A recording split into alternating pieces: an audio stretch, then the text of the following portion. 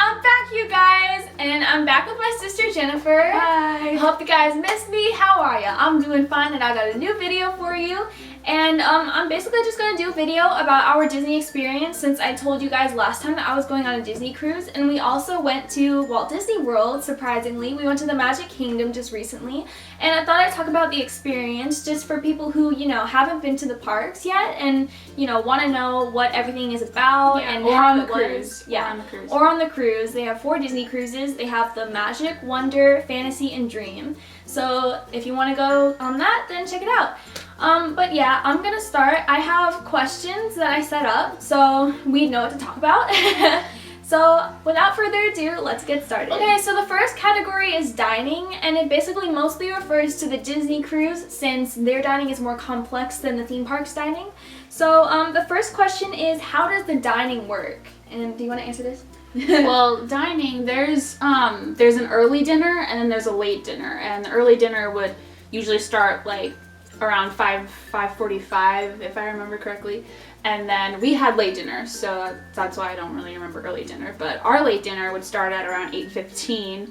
There are 3 main restaurants in the Disney Fantasy, which was the cruise ship that we went on. There was Enchanted Garden, Royal Court, and Animator's Palette, which we would rotate throughout those restaurants every day of the week, so that we wouldn't be going to the same restaurant over and over and over again, and we get a whole new dining experience every single time. And basically what she means by early dinner and late dinner is you have scheduled dinners on the cruise, so you know what time to be there, and you also have certain nights where they tell you how to dress. So basically you'd have either cruise casual or formal night or even semi-formal. So, you know, they mix things up and make it a little bit fun for you guys. And we have 2 separate dinner times, because if everybody goes to dinner at the same time, the restaurants would be just over flooded, and there's too many people on the ship for that, so it wouldn't work. So that's why we need an early dinner time and a late dinner time. Disney is organized about everything. Yeah. Everything. Okay, so the next question is, how good is the food? And this isn't even a question we have to hesitate to answer, because their food is basically one of the best dining experiences that we've ever had. It's amazing. The food is amazing. I think the only downfall though is that you have a limited amount of choices in every course. So, you know, if you're picky about food, then, you know, you might have a little bit more trouble picking what you want. But overall, the food is great. They have professional chefs working to make the food for you, and the food comes out just like that. You really don't have to wait that long unless they're backed up with things. And the next question is, how was the experience with the staff? The staff, Disney has the best staff on hand of every company there could ever be. There's always nice, always professional, always they just want to make your trip the best trip it can be. And our waiters were completely incredible to us. They were basically extremely nice, and you know how waiters like just ask about the food and then just walk away, and you know they're here to serve you. The waiters on the Disney cruise, like, they actually try and make conversation with you, you know. And it's not even just about the food. It's about everything, like from what you're doing the next day on one of the islands, or they basically want to make sure that you're having fun, and they don't just care about the food. They care about if you're having fun, and they care about if you're happy, and that's one of the best parts about it. And we even have a friend that is a waiter there, and we basically met him on one of the last cruises that we went on, which was also the Disney Fantasy. So technically this was our second time on that ship. And he was extremely nice to us. He's one of the best waiters there. He's our second dad. Yeah. He's basically great. He's great. His name is Leandro. So, I mean, if you have him as a waiter, then tell us, because that'd be great. Yeah. He's amazing. Totally recommend him. You can request him if you're ever going to be on the Disney Fantasy, and he's great. And the last question is, how is the appearance of the dining area overall? Like, what do you see? How is the scenery, basically? Well, out of all the 3 restaurants, I think you get a different appearance out of all of them. The 3 main restaurants on the Disney Fantasy are all themed, completely different, and you will definitely get a whole different experience every time you eat at each one of them. Okay, so the next category is entertainment, and my first question is, are there a variety of events? And this refers to both the Disney parks and the Disney cruises. So yes, there are a huge variety of events. I swear you will not be disappointed at them, and you will definitely be entertained every single time. You really just have to look at the schedules and the brochures, and you'll see how many events there are, and just go to the one that most interests you. At the parks, you can either go on the My Disney Experience app, which will get you access to all the show times for all the parades and the plays and the performances and everything. And it will also give you access to wait times for the rides and restaurant menus. I highly recommend that app if you ever go to any of the Disney parks. That app is like a lifesaver. And but for the Disney cruises, you will get a thing called your navigator, your daily navigator, in your room every morning. And it's basically a full-on schedule of your entire day on the Fantasy for everything, all ages, for everything, and you can see show times for the plays and performances on that as well. Oh yeah, and by the way, this is not hashtag sponsor. I'm not sponsoring Disney or anything like that. No advertisement. No. We're just basing our own opinions on Disney from all the experiences that we've had. Like, we grew up with Disney, so basically we are going to have like the best experience. Next question is, are there both family and adult events? Yes, there are events for all ages, so... Completely. All ages. Like, everything from little kids to teens to in between teens and adults, and to adults, like full-on adult. I mean, there's something literally for everybody to do. The next question is, what primetime events are there? Now, this can refer to both the Disney parks and the Disney cruise, but it mostly refers to the parks. They have a lot of primetime events. We have only been to Walt Disney World, so we can basically only talk about that from what we know. But the two primetime events that I know about are the Disney's Electrical Parade, which is beautiful. The parade floats have like a bunch of lights on them, and it's just really, really cute and fun. And the other event is Disney's Wishes, where they have fireworks and they even light up the castle and they project like movies on there and stuff. And yeah, it's really, really fun. We highly suggest both experiences. Yeah, we do. Highly suggest both. Yeah. If you're ever at the parks, go see Wishes and the Electrical Parade, because it is completely worth it. Especially if it's your first time. You need to see that. You cannot miss it. You will feel the magic. Yeah. I think the highlight of the primetime events in the Disney Fantasy is the pirate parties that they have, and they have that on one day of the nights that you are there. And they have it on the sun deck, and it's a really, really fun pirate party for, I'd say it's for little kids, but it can also be for adults too, because afterward they have like this huge party, and it's called Club Pirate. Yeah, it's called Club Pirate. And it's a huge dance party, and they have one of their best DJs mixing songs the whole night pretty much, and it's crazy. It's awesome. It's amazingly fun. Basically. And on Pirate Night, Disney Cruise Line is the only cruise liner certified and authorized to bring you fireworks at sea.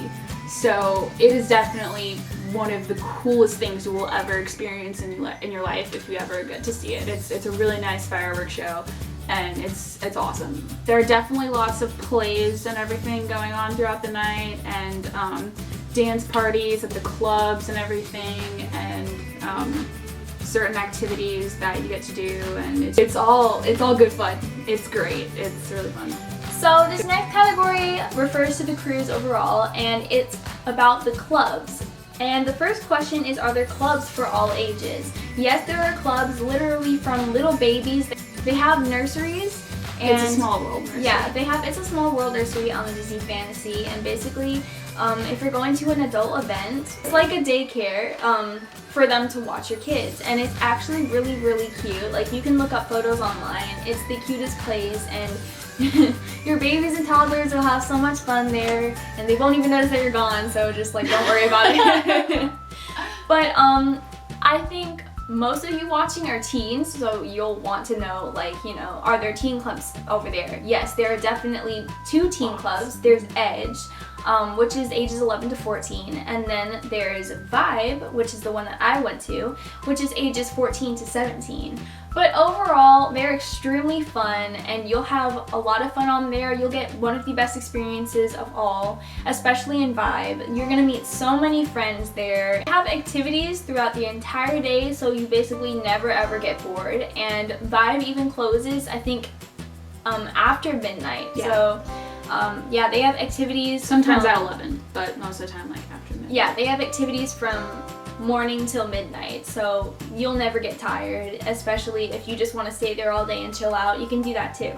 And the next question is, how are the adult clubs? And I think she can answer this one. Yeah, because now I'm an adult by Disney standards. I got to get access to all the adult clubs, all the adult activities and everything. And for ages 18 to 20 years old, there's a sort of meet-up group type thing. It's not a club because they don't really have a designated area to hang out or do activities or anything like that. But they do meet up a couple times a day, and it's called the 1820 Society. And it is really cool to like connect with some of those people because, you know, it's a really awkward age group. I mean, you're not really a teen anymore, but you're not an adult yet. But when you're with Disney, you're an adult after 18. Like, that's it. You can do everything that the adults can do except drink. Yeah. Yeah, I was about to say, please don't do that. It is illegal. Even if you are on international waters, it is illegal to drink on the ship. But, and 1820 Society is a very secret club because, like, it's sort of secret because you really have to like ask some of the staff on board about it, and you have to ask certain people because she even asked some people about it, like some of the staff, and they didn't even know what she was talking about. So you really have to make sure you ask specific people. Just like keep asking people, and who soon enough you'll get to someone who knows what it is. If you find the cast members in the red and blue collared shirts, they will know everything about it because they're the ones pretty much in charge of it. Mm-hmm. And it was really cool. Even though we like only got to meet a couple times a day, it was a really cool thing because, you know, we don't belong in the teen club anymore, but we can still meet and talk to people our own age, and it's a really cool experience. I suggest it. And then you can even do, sometimes we meet up in the adult club, which is called the Tube. It's London themed, so that's kind of cool. And we met up in there a lot, especially at night.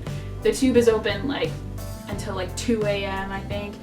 And sometimes we just stay after for the adult activities, like the adult shows, which would be like comedy shows, ventriloquists, they had jugglers, they had like so many different cool stuff that you got to see, magic shows, and it's just like the only difference between the family shows that they have and the adult shows is that they have this adult humor. It's still like really, really cool, and you know, even though you can't drink, it's fun. It's really fun. Okay, so the next category is hotels, and the only question on here really is, are the hotels worth spending all that money? Because if you look it up, and this mostly refers to the Disney parks. If you look up how much the Disney hotels are, there are different categories like value resorts, and then they go up from there from least expensive to most expensive. They start off at Disney's value resorts, and then they go up to Disney's moderate resorts, and then Disney's deluxe resorts.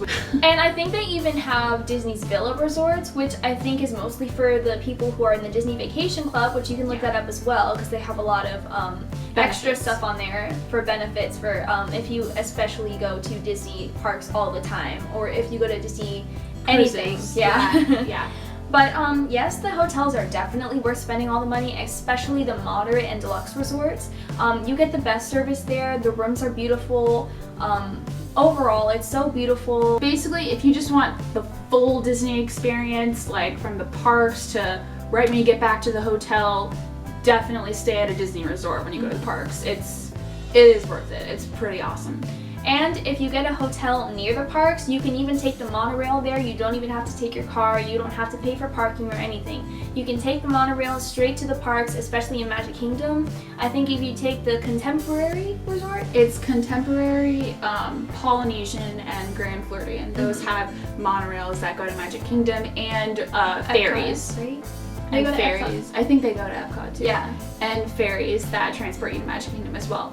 And the parks, even the resorts that aren't even near the parks, they have buses, they have bus transportation all over Disney property. So even if you don't even want to go to the parks and you want to go to Disney Springs, which is their entertainment district, and it has nightclubs and restaurants and activities and everything and all this stuff for you to do. If you want to just go to Disney Springs and not go to the parks, the buses will take you there too. And the buses will take you from hotel to hotel. But we definitely suggest Disney hotels, and you should definitely look into it. I swear, even though it's really expensive, it is worth all that money. Save up. Yeah, save really, up. just save up. That's how we do it. We save. I mean, we saved for the cruise for an entire year, and we also had to pay it off for an entire year, but it's completely worth it. There is no other experience like it. Okay. The next category is security, and this definitely refers to the parks because people are wondering, how is the security when you get in? And I would say that it is definitely the best security that you will get anywhere, especially, I don't mean to be shady here, but especially, and she knows what I'm talking about here, especially in Universal, because if you go to both parks in 2 days, you will notice a difference, because that's what we did. And don't get me wrong, Universal is great, the rides are amazing, especially for thrill seekers or for teens and adults. I don't think that place is basically for little kids, I think it would be mostly for teens or adults, but anyway. You will see that in Universal, they did add more security recently, but they added metal detectors to both parks. Yeah, so they did. Upon going in, there will be a metal detector that you will have to walk through, just in case you bring in any firearms or illegal substances, and they do check bags too. So, but the thing is, Universal, you'll notice that they only check your bag for like 1 second. They won't even go through everything. Yeah. If you go to Disney World, they will literally take things out of your bag and search in it. Even like it's safe though. They won't take anything. Yeah, no, they won't. They won't take anything unless it's not allowed. But it's safe though. And they're just making sure you're not hiding anything, because even the smallest amount of something can be on the bottom of your bag. Disney is strict about everything. Even try and go get a job at Disney, you will see how strict it is, and you will see how everything has to be a certain way. And we actually like that about Disney. They basically want to make sure you have the best experience, and they want to make sure you have fun. And that you're safe. Yeah. Okay, the next category is service, and basically the question here is, how do the employees treat you? And this also is not even a question that we have to hesitate on, because the employees treat you with such respect, like 99.9% of the time, because you will have employees that are just tired and want to go home. There's some that just are having a bad day. Yeah. You can't really blame them. Yeah, we're all human. You can't always have the nicest people, but overall, yeah, they will treat you with the utmost respect, and they will ask you how your day is, they will make sure you're having fun, and they're just the nicest people, and you don't even have to worry about them, being rude or anything like that, unless you're giving them a hard time or you're snapping at them for no reason. And if you go to guest services, or in the hotel or on the cruise ship, then they will basically be at your beck and call right away. They will provide you with whatever you need. Okay, well that is basically it for today's video. The video may have been long, but Disney is a lot to talk about, especially if you want to hear about the whole experience. Especially if you love Disney like we do. And you want to make sure you have the best time. So I really hope this video helped you, and our overall rating, basically 12 out of 10. Not even 12 out of 10. Yeah. 20 out of 10. Yeah. It's really, really great, and if you are planning on going on a vacation, then do it, please. As soon as you can, as soon as you're available. Whatever country you live in, definitely take a plane here, go to Disney World or Disneyland. Disney isn't just in the U.S. Oh, There's yeah. Tokyo Disneyland and Disney Sea. I know that Shanghai Disneyland is coming out in 2016. There's a Disneyland Paris too. Yeah, so. and there's Hong Kong Disneyland. I mean, Disneyland, any Disney, you can find it like all over the world. So if you can't make it to the U.S., try wherever you are in the country and see where you gotta go. That's basically it. I really hope you enjoyed this video, and if you liked it, please be sure to give it a thumbs up and subscribe. And if you've been to a Disney park and you've been on all the rides, then I would really like to know what your favorite rides are, so you can comment that down below. Yeah, Space Mountain is definitely our favorite. And also, I am filming this on New Year's, and I'm gonna upload it tomorrow on New Year's Day, so you'll be watching this on New Year's Day. So Happy New Year wherever you are. I really hope you had a great time on New Year's Eve. And 2016 is good to you. Yes, definitely. And we will see you next time. Bye!